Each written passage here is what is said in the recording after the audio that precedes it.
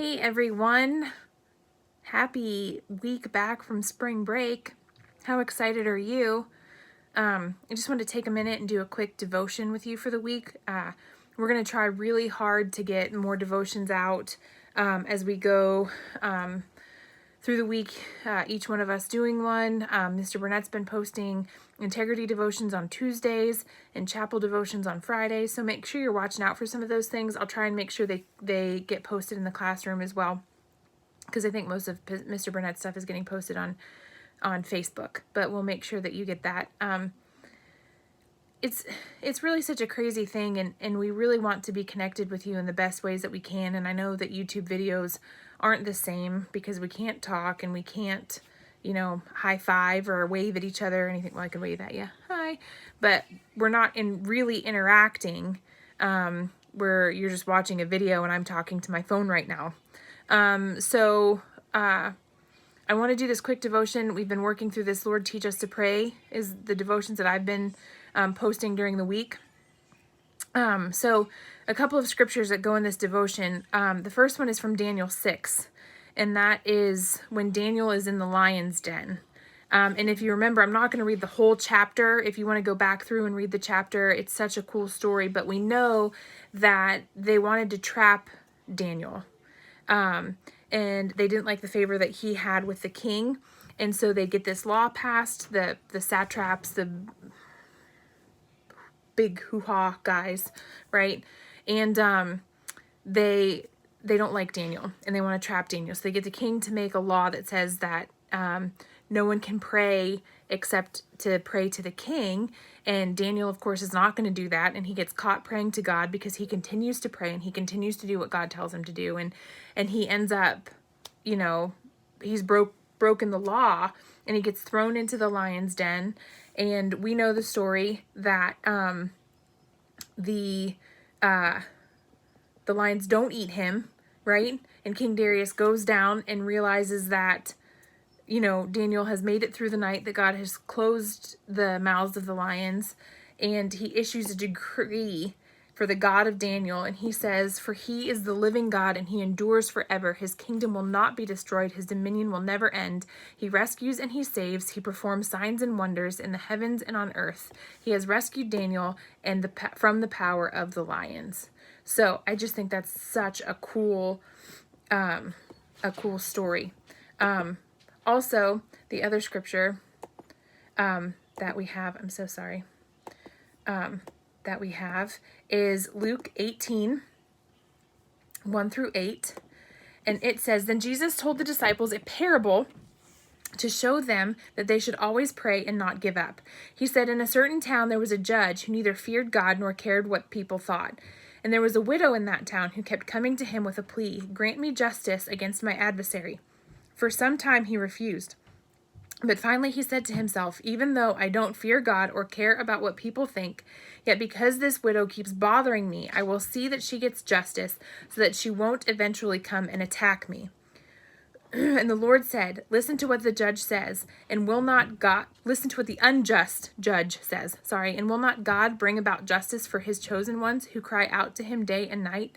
Will he keep putting them off? I tell you, he will see that they get justice, and quickly. However, when the Son of Man comes, will he find faith on earth?'" And then last, our scripture is, I'm trying to run my computer at the same time. 1 Thessalonians 5, 16 through 18, which says, "Rejoice always, pray continually, give thanks in all circumstances, for this is God's will for you." And our devotion today says something. Okay.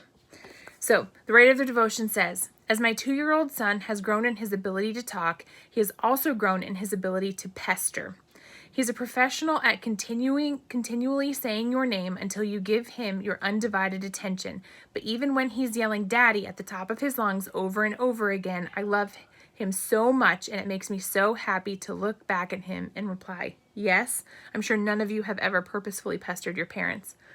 In Luke 18, Jesus tells a story of a persistent widow. This was a woman who had a very specific request for justice. Jesus didn't tell us what exactly she wants for justice, but he does tell us how she goes about asking for it. She pleads with the judge in her town over and over and over again. Although this judge didn't care about God or what people thought, he granted her justice. Why? Because she wouldn't leave him alone. Jesus uses this story for a reason. If this unjust judge in the story is willing to grant the woman's request, how much more will our just judge, God in heaven, grant justice to us when we ask? In verse 7, Jesus says that God will bring justice to those who ask day and night. The question for us is this: are we asking day and night? Are we praying without ceasing, as Paul says in 1 Thessalonians? We have a Father who loves us, and he is happy to look down and say, yes.